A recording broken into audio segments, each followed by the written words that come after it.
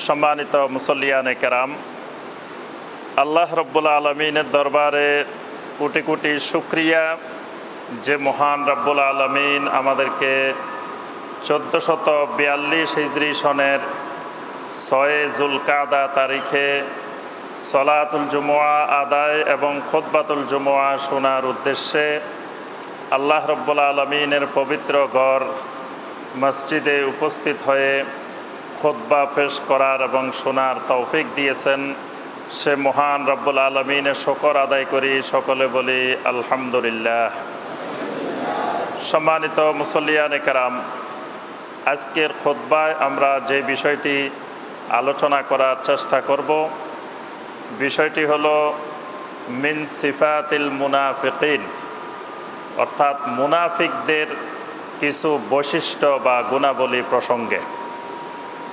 সম্মানিত ভাই ও বোনেরা, মুনাফিক এই শব্দটির সঙ্গে মোটামুটি আমরা সকলেই পরিচিত এবং আমাদের সমাজে যিনি ইসলাম সম্পর্কে তেমন জ্ঞান রাখেন না, ইসলাম সম্পর্কে যার কোনো জ্ঞান নাই, তিনিও জানেন যে ইসলামে মুনাফিক নামে একটি শব্দ আছে। এই জন্য মাঝে মধ্যে একজন আরেকজনকে বলে, এই বেটা তুই মুনাফিক, একজন আরেকজনকে মুনাফিক সংজ্ঞা দিয়ে দেন, খেতাব দিয়ে দেন। বিভিন্ন কথায় কথায় মুনাফিকের প্রসঙ্গ আমাদের সমাজে বহুল প্রচলিত। তাহলে বোঝা যায় যে ইসলামে নেফাক বা মুনাফিক যে একটি গোষ্ঠী রয়েছে, এই সম্পর্কে মোটামুটি সকল মুসলিমের জ্ঞান আছে। তো এই জন্য আমাদেরকে আরেকটু বিস্তারিত জানা দরকার মুনাফিক সম্পর্কে, নেফাক সম্পর্কে। আমরা বেশিরভাগ সময় আলোচনা করি শিরক এবং কুফরের উপরে। শিরকের উপরে আমরা বেশি আলোচনা করি, বেশি কথা বলি, মুশরিকদের ব্যাপারে কথা বলি যে এই কাজগুলো করলে শিরকের ভয়াবহতা, এরপরে কুফর কি, কুফরের ভয়াবহতা, এই বিষয়গুলো বেশি আমাদের আলোচনা হয়। তবে এর সাথে সম্পৃক্ত একটি গুরুত্বপূর্ণ বিষয় হলো নেফাক। এই নেফাক সম্পর্কে আমাদের জ্ঞান অর্জন করা খুব জরুরি, কারণ শিরক এবং কুফর যত সহজে বোঝা যায়, শিরক এবং কুফরকে যত সহজে চিহ্নিত করা যায়, নেফাককে তত সহজে চিহ্নিত করা যায় না। এই জন্য নেফাক আলাদা কাফেরদের মধ্যে, মুশরিকদের মধ্য থেকে হয় না, নেফাকটা মুসলিমদের মধ্যে হয়। মানে বাহ্যিকভাবে এরা মুসলিম, কিন্তু বাস্তবে তারা মুনাফিক। এই জন্য মুনাফিকদের বৈশিষ্ট্যগুলো আমরা জানলে আমরা বুঝতে পারবো যে আসলে আমার ভিতরেও মুনাফিকি আছে কিনা। নেফাকের কিছু বৈশিষ্ট্য আমাদের প্রত্যেকের ভিতরেই কিন্তু কম বেশি আছে। এই জন্য আমাদের বিষয়গুলো কোরআন সুন্নাহর আলোকে জানা একান্ত জরুরি। আজকের খুতবায় আমরা নেফাকের কয়েকটি দিক আলোচনা করব। প্রথম দিক হলো নেফাক কি, মুনাফিক কাকে বলে, মুনাফিক কি জিনিস, মুনাফিক কত প্রকারের হইতে পারে, কয় ধরনের নেফাক হইতে পারে, আর নেফাকের বা মুনাফিকদের কিছু বৈশিষ্ট্য যেগুলো কোরআন এবং সহি হাদিসে বর্ণনা করা হয়েছে। আজকের খুতবায় এই দিকগুলো আমরা তুলে ধরার চেষ্টা করব ইনশাআল্লাহ। মুনাফিক সম্পর্কে জানা জরুরি এজন্য যুগে যুগে নবী সাল্লাল্লাহু আলাইহি ওয়াসাল্লাম থেকে শুরু করে আজ পর্যন্ত সমগ্র পৃথিবীতে এই মুনাফিকদের ষড়যন্ত্র, মুনাফিকরা ইসলামের, আল্লাহর দ্বীনের যে ক্ষতি করেছে, এটি পৃথিবীতে খুবই ভয়াবহ এবং মারাত্মক।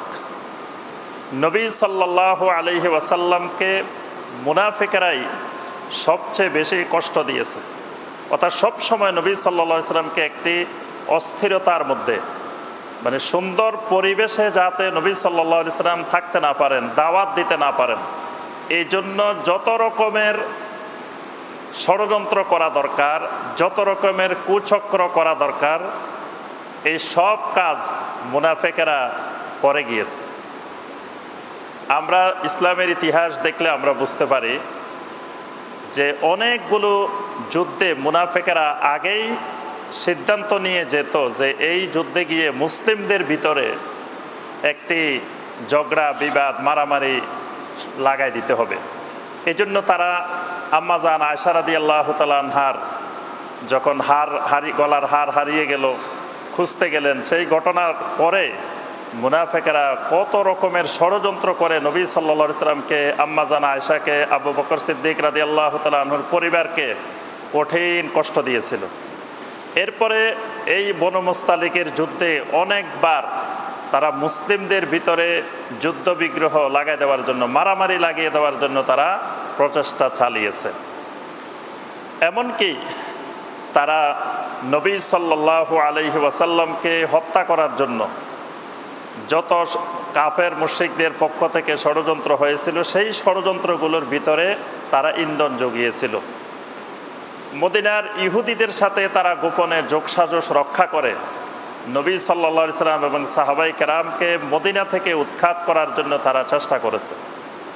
সাহাবাই কেরামের যুগে তারা বড় বড় সাহাবীদের মধ্যে, খোলাফায়ে রাশেদের মধ্যে তারা বিভিন্ন রকমের বিশৃঙ্খলা সৃষ্টি করার জন্য পায়তারা করেছে। আবু বকর রাদিয়াল্লাহু তাআলা আনহুর যুগে বন্ড নবীদের আবির্ভাব, মুরতাদের আবির্ভাব, যেই বড় বড় সমস্যাগুলো, এগুলোর পিছনে মুনাফিকদের বিশাল হাত ছিল।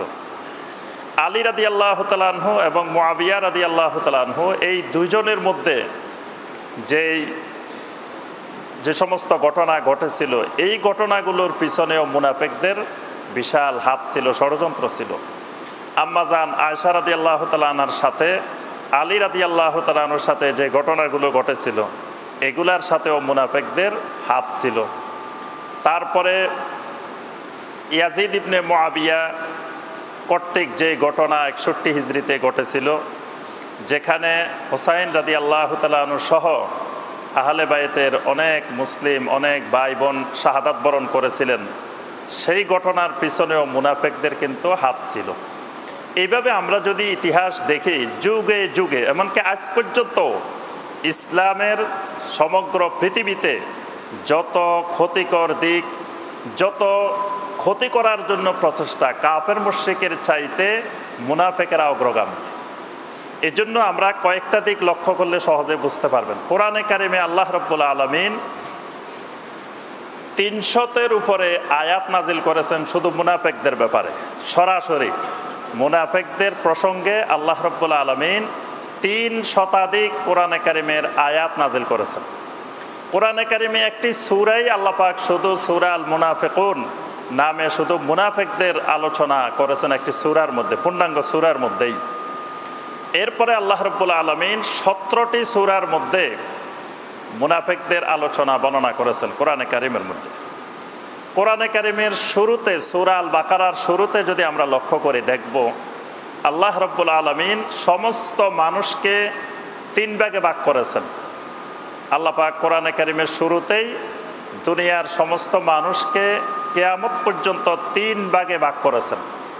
প্রথম ভাগ মুমিন বা মুত্তাকিন। মুত্তাকিনদের ব্যাপারে, মুমিনদের ব্যাপারে আল্লাহ রাব্বুল আলামিন প্রথমে 5টি আয়াতে আল্লাহ পাক আলোচনা করেছেন। অর্থাৎ প্রথম আয়াতটি তো আলিফ লাম মিম, এরপর থেকে শুরু করে আল্লাহ রাব্বুল আলামিন বাকি 4টি আয়াতের মধ্যে ইমানদারদের ব্যাপারে, মুমিনদের ব্যাপারে আল্লাহ রাব্বুল আলামিন আলোচনা করেছেন যে ইমানদারদের এই বৈশিষ্ট্য।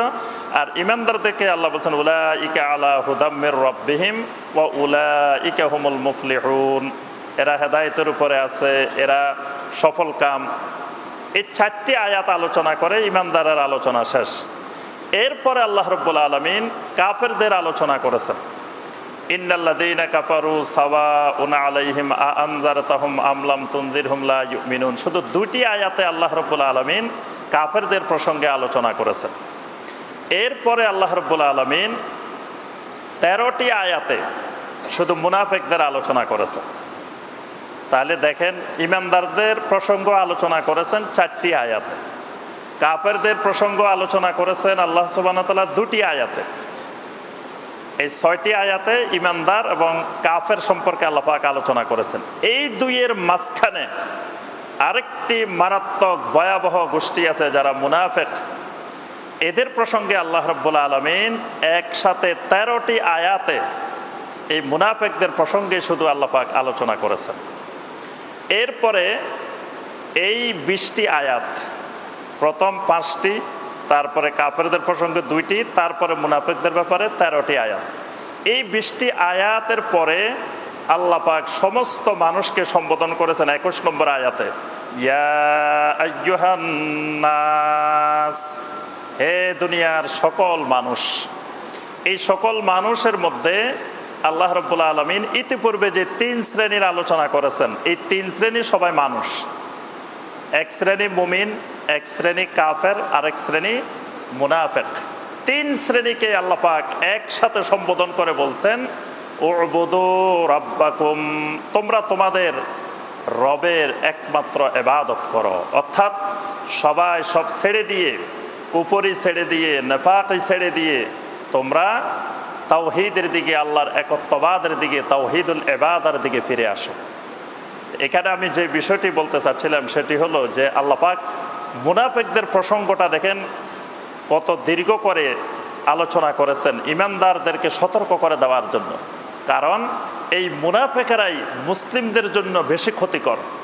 কারণ কাফেরদের শত্রুতা, কাফেরদের ষড়যন্ত্র থাকে প্রকাশ্যে, আর মুনাফিকদের শত্রুতা, মুনাফিকদের ষড়যন্ত্র থাকে গোপনে গোপনে। এটি সহজে ধরা যায় না, বোঝা যায় না, এবং এর দ্বারা ঈমানদার বেশি ক্ষতিগ্রস্ত হওয়ার সম্ভাবনা থাকে।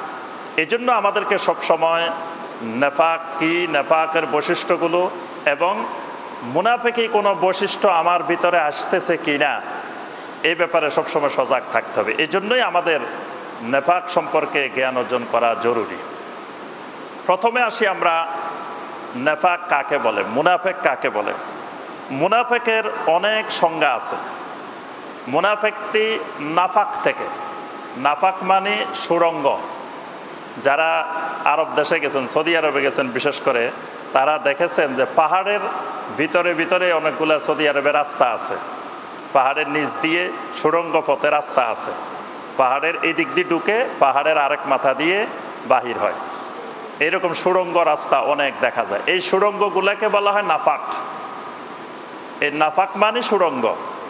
তো মুনাফিকদেরকে মুনাফিক কেন বলা হয়? এরা সুড়ঙ্গের মতো। এদের এক দিক দিয়ে, এক দরজা দিয়ে ঈমান ঢুকে, আরেক দরজা দিয়ে আরেক দিক দিয়ে বের হয়ে যায়। এদের এক কান দিয়ে কোরআন ঢুকে, এক কান দিয়ে হাদিস ঢুকে, আরেক কান দিয়ে বের হয়ে যায়। এদের ভিতরে এটা অবস্থান করে না, এদের কালবের ভিতরে এটা সাবেত হয় না। কালবের ভিতরে সাবেত না হয়ে এটি এক কান দিয়ে ঢুকে আরেক কান দিয়ে বের হয়, এক দরজা দিয়ে ঢুকে আরেক দরজা দিয়ে বের হয়। এই জন্যই আল্লাহ রাব্বুল আলামিন এদের নাম রেখেছেন মুনাফিক, এবং এদের যে কর্মকাণ্ডটা এটাকে বলা হয় নেফাক। শেখ সালেহ আল ফাওজান হাফেজাহুল্লাহ তিনি মুনাফিকের সংজ্ঞা দিয়েছেন যে মুনাফিকটা হলো এজহারুল ইসলাম ওয়া ইবতানুল কুফরে ওয়া শার, অর্থাৎ প্রকাশ্যে ইসলাম, ইসলামকে এজহার করে, ইসলামকে প্রকাশ করে, বাহ্যিকভাবে সে মানুষের কাছে পরিচয় দেয় যে আমি মুসলিম, কিন্তু ভিতরে ভিতরে সে গোপনে কুফর এবং অনিষ্টতা লালন করে। তার ভিতরে থাকে কুফরি, তার ভিতরে থাকে হিংস্রতা, তার ভিতরে থাকে বিষাক্ততা, তার ভিতরে থাকে অনিষ্টতা, কিন্তু বাহ্যিকভাবে সে খোলসটা ধারণ করে, পরিচয়টা বহন করে, নামটা বহন করে মুসলিম। এই জাতীয় মানুষগুলাকে বলা হয় কোরআন সুন্নাহর পরিভাষায় মুনাফিক। ভিতরের যে কুফরিটা লালন করে এটা বোঝা যায় কিভাবে? একজন মানুষের ভিতরে কুফরি যখন লালন করে এটা বোঝা যাওয়ার অনেকগুলো মাধ্যম আছে। যেমন কারো ভিতরে যদি করোনা ভাইরাস ঢুকে, সাথে সাথে তার ভিতরে কতগুলো লক্ষণ প্রকাশ পায়, আলামত প্রকাশ পায়। এই আলামতগুলো দেখলে ধারণা করা যায়, বোঝা যায় যে এই লোকের ভিতরে করোনা ভাইরাস ঢুকছে। এটা পরীক্ষা করার আগেও আলামত দেখে কিছুটা বোঝা যায়, পরীক্ষা করে তারপরে নিশ্চিত হওয়া যায়, কিন্তু পরীক্ষার আগে বোঝাও যায়। তাহলে কারো অন্তরে কুফরি ঢুকছে এটা বোঝা যাওয়ারও কিছু লক্ষণ আছে। এই লক্ষণগুলো কয়েকটা মাধ্যমে প্রকাশ পায়। একটি মাধ্যম হলো তাকযীব, মানে মিথ্যা প্রতিপন্ন করার মাধ্যমে কুফরি প্রকাশ পায়। মানে কেউ সরাসরি বলার দরকার নাই যে আমি কাফের হয়ে গেছি, আমি ইসলাম মানি না, এই কথা বলার দরকার নাই কাফের হওয়ার জন্য। কাফের হওয়ার জন্য কোরআন সুন্নাহর কোনো কিছুকে মিথ্যা প্রতিপন্ন করলেই কুফরি হয়, মানে বোঝা যাবে যে তার ভিতরে কুফরি লুকায়িত আছে। যেমন তাকে কোরআনের একটা আয়াত বলা হলো, নবী সাল্লাল্লাহু আলাইহি সাল্লামের একটা সহিহ হাদিস বলা হলো, সে বলে যে না, আমি এগুলা বিশ্বাস করি না, এগুলা ঠিক না। এটা তার ভিতরে যে কুফরি লালন করে, এই কুফরিটা প্রকাশ পেল। এই জন্য আল্লাহ পাক কোরআনে কারিমে বলছেন, ওয়ামান আযলামু মিম্মান ইফতারা আলাল্লাহিল কাযিবা ওয়া হুয়া ইউদআ ইলাল ইসলাম ওয়াল্লাহু লা ইয়াহদিল কওমাজ যালিমিন। ওই ব্যক্তির চাইতে বড় জালেম আর কে হইতে পারে, যে মিম্মান ইফতারা আলাল্লাহিল কাযিবা, যে আল্লাহর ব্যাপারে মিথ্যা অপবাদ রচনা করে, মিথ্যা তৈরি করে, ওয়া হুয়া ইউদআ ইলাল ইসলাম, অথচ আল্লাহ রসুল সাল্লাল্লাহু আলাইহি ওয়াসাল্লাম তাদেরকে ইসলামের দিকে ডাকতেছেন, আল্লাহর দিকে ডাকতেছেন। আল্লাহ পাক এসব জালেমদেরকে পছন্দ করেন না, হেদায়েত দেন না। তাহলে আল্লাহ পাক এই মিথ্যা প্রকাশ করার মাধ্যমে কুফরির প্রকাশ পায়, এটা আল্লাহ পাক এখানে বর্ণনা করেছেন। মানে কোরআন সুন্নাহকে মিথ্যা প্রতিপন্ন করাটাই কুফরি প্রকাশ পাওয়ার একটা মাধ্যম। কুফরি প্রকাশ পাওয়ার আরেকটা মাধ্যম হলো এরাদ, অবজ্ঞা করা। মানে আল্লাহর দ্বীনের কোনো বিষয়কে, ইসলামের কোনো বিষয়কে অবজ্ঞাভাবে দেখা, মানে মহব্বতের সাথে, ভালোবাসার সাথে, সম্মানের সাথে না দেখে অবজ্ঞার সাথে দেখা, এটাও কুফরি প্রকাশ পাওয়ার একটি মাধ্যম। আল্লাহ পাক বলছেন, ওয়াল্লাযীনা কাফারু আম্মা উনজিরু মুরিদুন, যে কাফেরদের বৈশিষ্ট্য হলো তাদেরকে যখন সতর্ক করা হয় তখন তারা মুরিদুন, সেখান থেকে তারা এড়িয়ে চলে, মুখ ফিরিয়ে এনে তারা অবজ্ঞা প্রদর্শন করে। এটাও কুফরি প্রকাশের একটি মাধ্যম। কুফরি প্রকাশ পাওয়ার আরেকটি গুরুত্বপূর্ণ মাধ্যম হলো অস্বীকার করা। যেমন আল্লাহ পাক যখন ইবলিসকে বলছে সাজদা করার জন্য, আবা ওয়াস্তাকবারা ওয়া কানা মিনাল কাফিরিন, ইবলিস অস্বীকার করছে, অহংকার প্রদর্শন করছে, করার কারণে ওয়া কানা মিনাল কাফিরিন, সে কাফেরদের অন্তর্ভুক্ত হয়ে গেছে। তাহলে এটিও কুফরি প্রকাশ পাওয়ার একটি মাধ্যম। কুফরি প্রকাশ পাওয়ার আরেকটি গুরুত্বপূর্ণ মাধ্যম হলো নেফাক। এই বাহ্যিকভাবে ইসলাম, অন্তরে কুফরি লালন করা, এটিও কুফরি প্রকাশ পাওয়ার একটি মাধ্যম। অর্থাৎ তার ভিতরে কুফরি, বাহ্যিকভাবে মুসলিম, সে কিন্তু বাহ্যিক লেবাস ধরে সে মুসলিমদের অন্তর্ভুক্ত, কিন্তু আসলে সে মুসলিমদের অন্তর্ভুক্ত না, সে হলো কাফেরদের অন্তর্ভুক্ত। আল্লাহ পাক কোরআনে কারিমে মুনাফিকদের ব্যাপারে কিছু কঠিন কথা বলছেন। সূরা তাওবার ৬৭ নম্বর আয়াতে আল্লাহ পাক বলছেন, ইন্নাল মুনাফিকিনা হুমুল ফাসিকুন, মুনাফিকরা হলো ফাসিক, অর্থাৎ মুনাফিকরা আল্লাহর দ্বীন থেকে বিচ্যুত, তারা আল্লাহর দ্বীনের ভিতরে নাই। সূরা আন-নিসার ১৪৫ নম্বর আয়াতে কারিমে আল্লাহ পাক বলছেন, ইন্নাল মুনাফিকিনা ফিদ দারকিল আসফালি মিনান নার, মুনাফিকরা জাহান্নামের সর্বনিম্ন স্তরে থাকবে। অর্থাৎ কাফেরদের চাইতেও আরো নিম্ন স্তরে অবস্থান হলো মুনাফিকদের। আল্লাহ সুবহানাহু ওয়া তাআলা সূরা আল বাকারার ৯ এবং ১০ এই আয়াতে কারিমাগুলোতে মুনাফিকের ব্যাপারে আল্লাহ পাক বলছেন, ফি কুলুবিহিম মারাদুন ফাযাদাহুমুল্লাহু মারাদা ওয়া লাহুম আযাবুন আলীমুম বিমা কানু ইয়াকযিবুন, মুনাফিকদের অন্তরের ভিতরে রোগ ব্যাধি প্রবেশ করেছে, আল্লাহ পাক সেই ব্যাধিকে আরো বাড়িয়ে দিয়েছেন, তাদের জন্য কঠিন আযাবের ব্যবস্থা আছে। ওয়া লাহুম আযাবুন আলীম, কঠিন বেদনাদায়ক আযাব।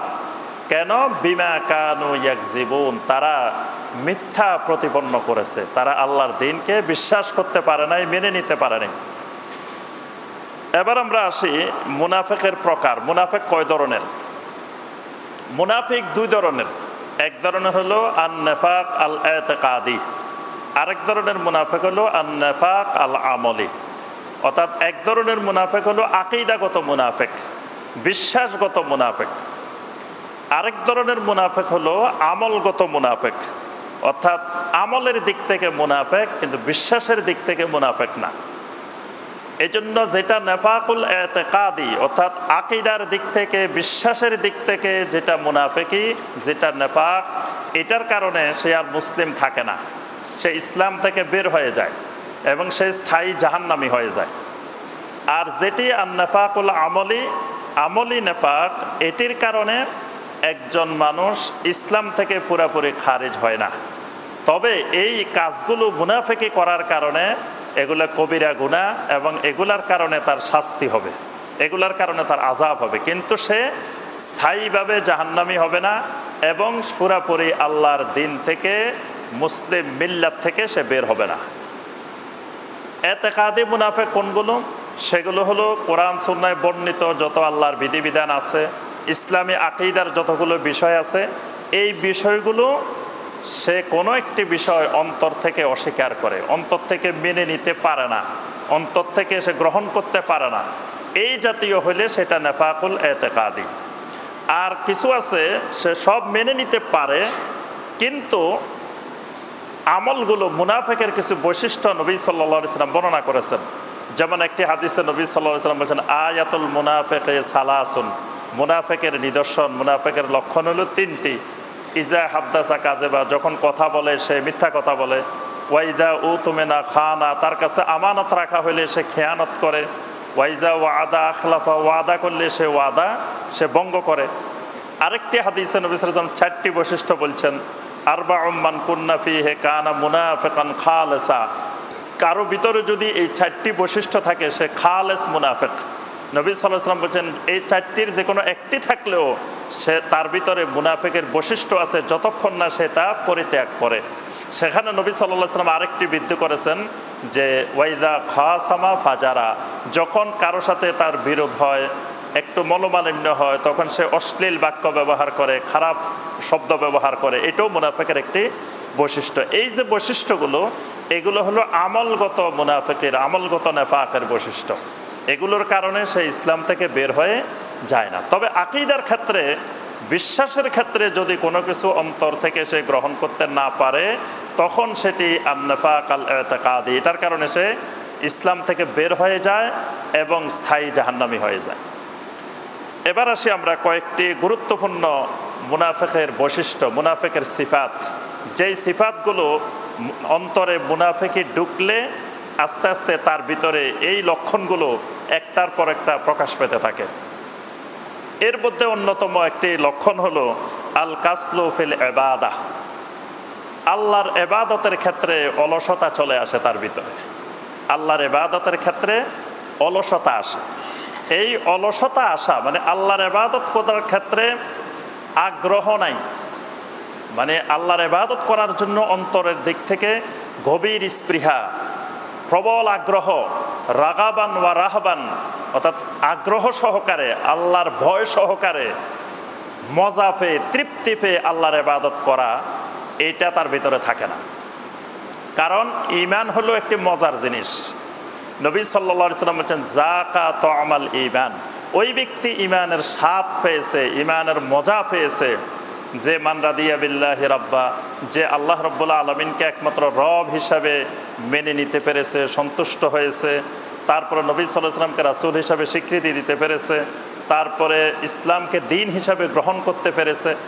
এখানে নবী সাল্লাল্লাহু আলাইহি ওয়াসাল্লাম ঈমানকে একটি মজার জিনিস, ঈমানের স্বাদ, ঈমানের মজা পায়।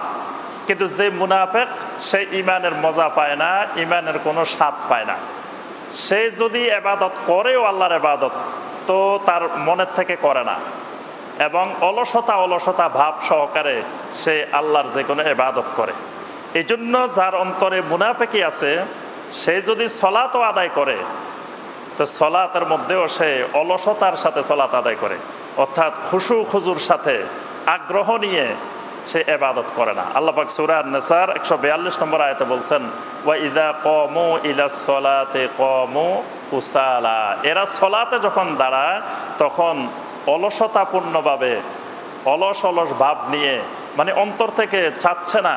কিন্তু আজকে শুক্রবার, এখন মসজিদে না গেলে অনেকে অনেক কিছু মনে করতে পারে, বা 3 শুক্রবার না গেলে তো মুসলমানের নাম থেকে কাটাও যাইতে পারে। এই জন্য শুক্রবারে একটু হাজিরা দেওয়া, তাও কোন সময় হাজিরা দিতে হবে? একেবারে যখন ইমাম সাহেব দাঁড়াই যাবে, অথবা খুতবার শেষ দিকে সবাইকে ডিঙ্গিয়ে আস্তে আস্তে সামনের দিকে চলে আসতে হবে। আবার কয়দিন পরে মসজিদের কমিটি করবে, শুক্রবারে না গেলে সভাপতি, সেক্রেটারি, ক্যাশিয়ারের পদ নাও পাওয়া যেতে পারে। অর্থাৎ বিভিন্ন কারণে, বিভিন্ন লক্ষ্য উদ্দেশ্য সামনে নিয়ে নামাজে হাজির হওয়া মাঝে মাঝে, এটা মুনাফিকের একটি গুরুত্বপূর্ণ বৈশিষ্ট্য। যে আল্লাহর ইবাদত আগ্রহ ভরে না করা। এই জন্য যদি আল্লাহর ইবাদত সে মজা পেত, আগ্রহ ভরে করতো, তাহলে কিন্তু সে সপ্তাহে 35 ওয়াক্ত সালাতের মধ্যে 35 ওয়াক্তই সে জামাতে হাজির হওয়ার চেষ্টা করতো, 35 ওয়াক্তই সে আদায় করত। কিন্তু 34 ওয়াক্তের কোনো খবর নাই, এক ওয়াক্তের জন্য খুব আগ্রহ নিয়ে মসজিদে এসেছে। তাহলে বুঝতে হবে এর পিছনে কোনো লক্ষ্য উদ্দেশ্য লুকায়িত আছে। আল্লাহর ইবাদতের প্রতি আগ্রহ নিয়ে বা আল্লাহর ইবাদতের প্রতি আগ্রহ সহকারে মজা পেয়ে সে এসেছে, বিষয়টা এরকম নয়। এই জন্য সবসময় এই বৈশিষ্ট্যটা খেয়াল রাখতে হবে যে আমার ভিতরে আমি যে আল্লাহর ইবাদত করতেছি, আল্লাহর ইবাদত কি আমি আগ্রহ ভরে করতেছি, আল্লাহর ইবাদতে আমি মজা পাচ্ছি কিনা, তৃপ্তি সহকারে আমি আল্লাহর ইবাদত করছি কিনা। যদি মজা পাই, বুঝতে হবে আলহামদুলিল্লাহ আমার ভিতরে এখনো মুনাফিকি নেফাক ঢুকে নাই, আমি এখনো আলহামদুলিল্লাহ ঈমান আমার ভিতরে আছে। যদি দেখা যায় না ইবাদতে মজা লাগে না, এখন সমাজের কারণে বা পারিপার্শ্বিকতার কারণে বা বিভিন্ন কারণে আমি ইবাদত করতে হয়, কিন্তু অন্তরের থেকে আমি মজা পাই না, তাহলে বুঝতে হবে আমার ভিতরে নেফাক ঢুকে গেছে, মুনাফিকি ঢুকে গেছে। 2 নম্বর বৈশিষ্ট্য, কিল্লাতু যিকরিহিম লিল্লাহি আযজা ওয়া জাল্লা। এরা আল্লাহর জিকির খুব কমই করে। আল্লাহ পাক বলছেন ওয়ালা ইয়াযকুরুনাল্লাহা ইল্লা কলিলা। তারা তেমন আল্লাহর জিকির করে না, করলেও খুব কম, খুব সামান্য।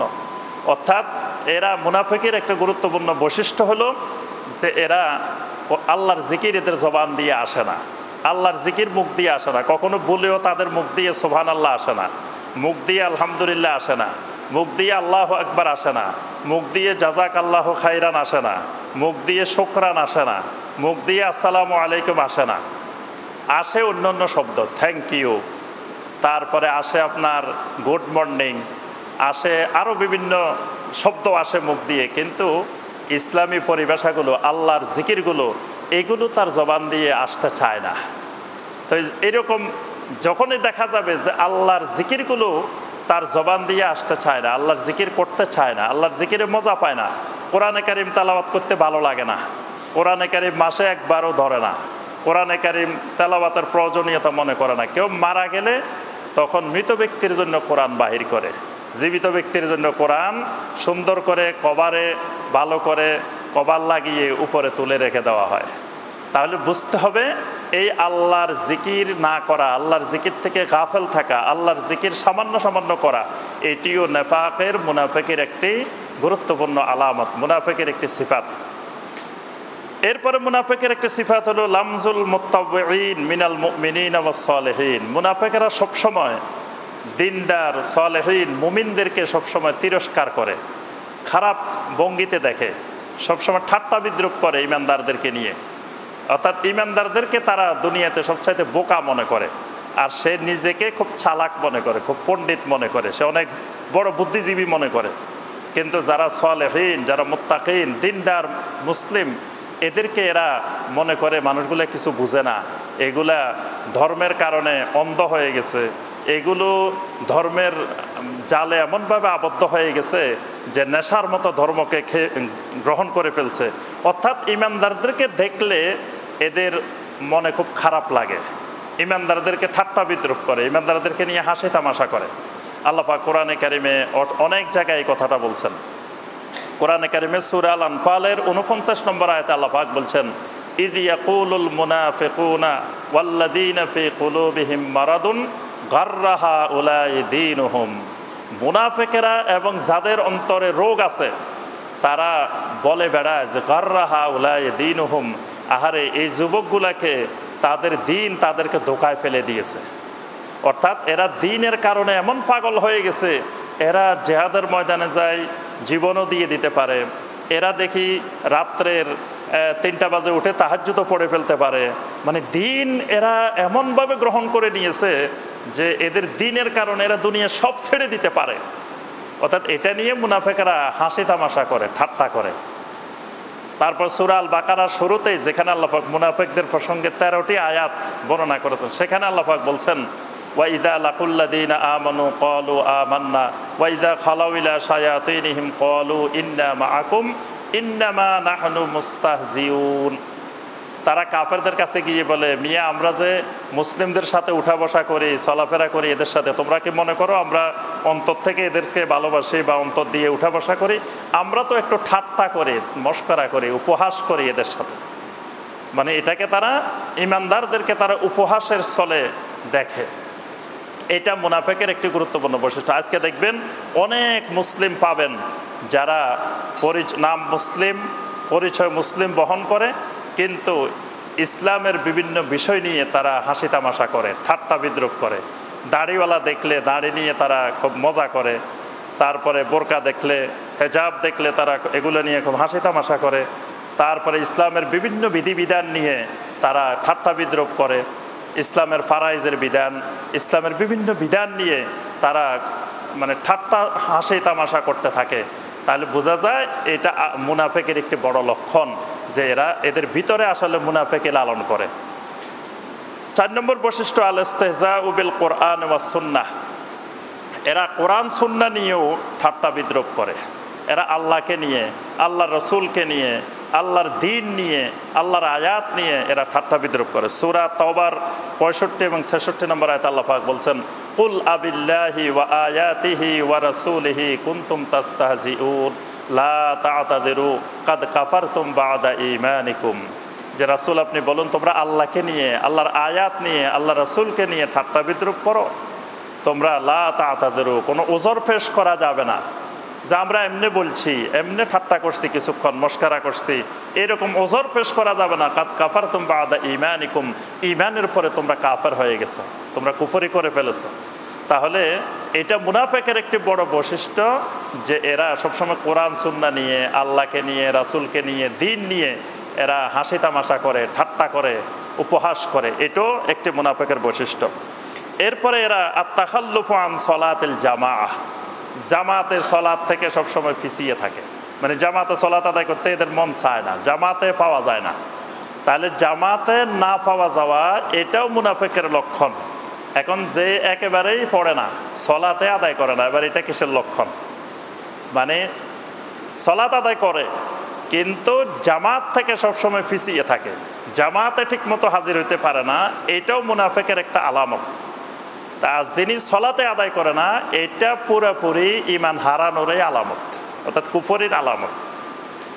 এই জন্য আল্লাহ রসুল সাল্লাল্লাহু আলাইহি ওয়াসাল্লাম বলছেন, আসকালুস সলাতে আলাল মুনাফিকিন সলাতুল ইশা ওয়া সলাতুল ফজর। মুনাফিকের কাছে দুইটি সলাত খুব ভারী, দুইটি সলাতে তারা খুব কমে হাজির হইতে পারে, সহজে হাজির হইতে পারে না। একটি হলো এশার সলাত, আর একটি হলো ফজরের সলাত। তাহলে বোঝা যায় যে ফজরের সলাতে জুমার নামাজে 5 তলা মুসল্লি ভর্তি হয়ে যায়। আমি উত্তরা যে মসজিদে জুমার খুতবা দিই, জুমার দিন প্রায় 12,000-13,000 মুসল্লি হয়। তো 12-13,000 মুসল্লি তো ওই এলাকায় বসবাস করে, সারা বছরেই বসবাস করে, সপ্তাহে 7 দিনে বসবাস করে। তো শুক্রবার এই মুসল্লির জায়গা হয় না মসজিদে, 5 তলা ভর্তি হয়ে রাস্তাঘাট সব ভর্তি হয়ে যায়। তো বাকি সময় এরা কোথায় থাকে? ফজরের সলাতে দেখা যায় কয়েক কাতার মুসল্লি হয়, তাহলে এই বাকি মুসল্লি কোথায়? ফজরের সলাতে হাজির হতে পারে না। এখানে আল্লাহ রসুল সাল্লাল্লাহু আলাইহি ওয়াসাল্লাম স্পষ্ট করে দিয়েছেন যে আমাদের ভিতরে নেফাক, মুনাফিকে লালন করতেছি, এই জন্য ফজরের সলাতে হাজির হইতে পারি না, এশার সলাতে হাজির হইতে পারি না।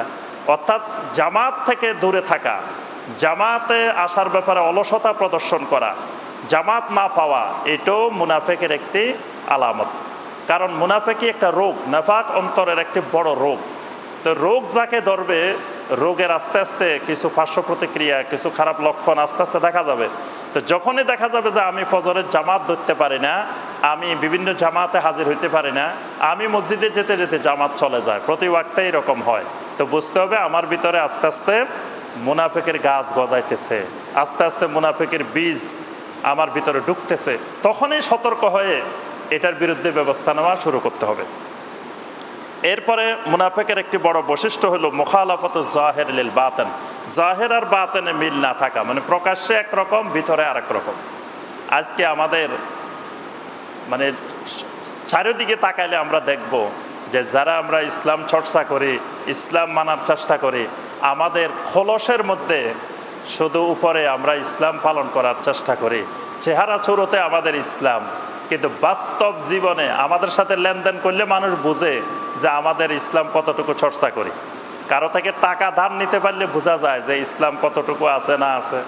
তারপরে কারো জায়গা জমিন সম্পত্তির ব্যাপারে, তারপরে আরও বিভিন্ন পারিবারিক সামাজিক ব্যাপারে যখন তার সাথে মিশা হয়, তার সাথে সম্পর্ক করা হয়, যোগাযোগ করা হয়, তার সাথে ঘনিষ্ঠভাবে মিশে দেখা যায় যে আমরা শুধু ইসলামকে ব্যবহার করি আমাদের চেহারা সুরতে লেবাসের মধ্যে, কিন্তু বাস্তব জীবনে আমাদের আভ্যন্তরীণ জীবনে ইসলামের কোনো মিল, ইসলামের কোনো অনুশীলন, ইসলামের কোনো চর্চা নাই।